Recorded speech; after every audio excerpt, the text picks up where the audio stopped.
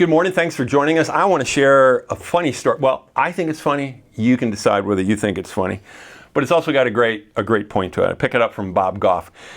Starting out in 1 Corinthians chapter 1, verses 28 and 29.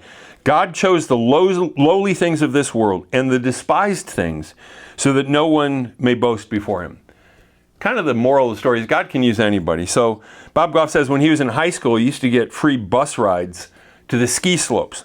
His deal with the bus company was that he could ride for free if he'd clean up the trash on the bus before he left. And it seemed like a good deal to him, and they were happy. It didn't cost them anything to have one more person. They got a clean bus. So he is returning from his ski trip, and he finds this book on the floor. It's beat up, and it's called, the cover says, Good Book. And he says, I could use a good book. So he picks it up, and as he flipped through it, it repeated a lot of the same stories over and over again, especially by these guys, Matthew, Mark, and Luke. Then John covered some of the same stuff. Well, you can figure out it's obviously a New Testament. He said, I didn't know if those four guys were on a sports team together or what, but I thought having them each telling the same stories made it an average book at best, not a good book. He figured it must be some kind of book my friend Doug would like, because that was the only Christian that he knew. And so later that week, Doug and Bob, they went out, they had their pellet guns, and they were shooting old cans, and that's when he noticed that Doug wasn't walking next to him any longer, and he turned around and saw that he was standing behind a tree and pointing his pellet gun at him. And he said, I apparently became the next can. When I turned to defend myself, he shot me. We covered the hole in my belly with a piece of paper and old leaves and ran back to the house. Doug got some tweezers and poured mouthwash into the wound. I'm sure he went on to become a surgeon, no doubt. And as he did, he started telling me about Jesus. I don't know if that's really the right time to start telling someone about Jesus, but that's what Doug did.